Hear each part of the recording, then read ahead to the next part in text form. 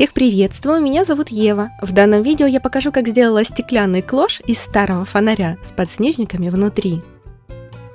Вот такой уличный фонарь мне достался. Его готовились выбросить, а я обратила внимание, что его форма напоминает стеклянные клоши и, естественно, забрала себе. Вот здесь у него была такая составляющая, мы ее удалили при помощи болгарки. Этот фонарь состоит из двойного стекла, очень тяжелый, и внутри декорации будет видно нечетко. Создается впечатление, словно смотришь сквозь лед. Потрясающий эффект. У клоша нет дна, я его создам из картона. Обожу на картон CD-диск. Мне нужна заготовка чуть больше диска в диаметре, поэтому картонный кружок вырезаю с запасом по краю. От пенопласта отрезаю небольшой кусочек.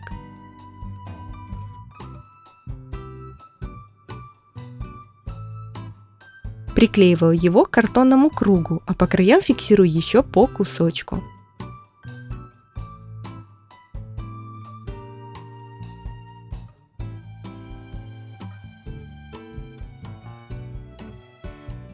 Крашу заготовку в коричневый цвет, чтобы белая подложка не бликовала в последующем.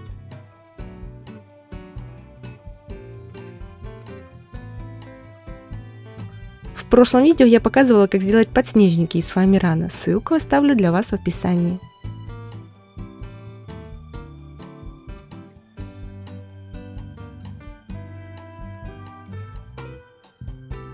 Устанавливаем подснежники в пенопласт.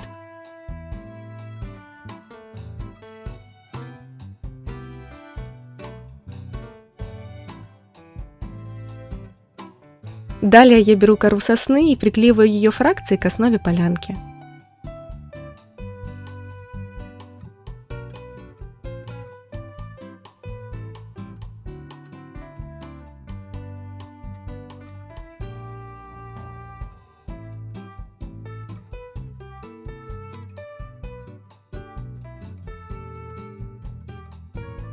Также понадобится лак для волос и искусственный снег. Если у меня сохранилась ссылка на этот снег, добавлю ее в описание к этому видео. Распыляем лак для волос над полянкой с подснежниками и посыпаем снегом.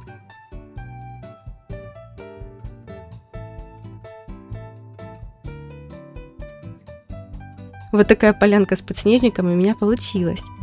Теперь следует обновить нижнюю часть клоша, которая очень покоцана. Сначала я ее крашу черной краской.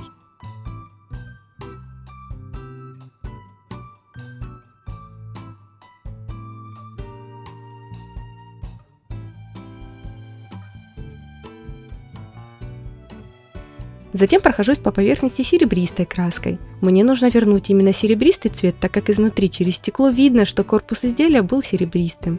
Здесь на корпусе есть вмятина, которую мы попытались выровнять отверткой, но решили остановиться, чтобы не проломить стекло. Сейчас я смотрю и думаю, может быть создать лепнину по периметру? Так получится скрыть вмятину. Внутрь клоша я помещаю проволочную гирлянду на батарейках, а затем вклеиваю полянку с подснежниками.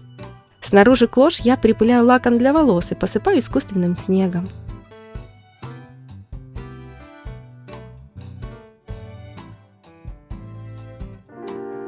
Ах, подснежники, подснежники.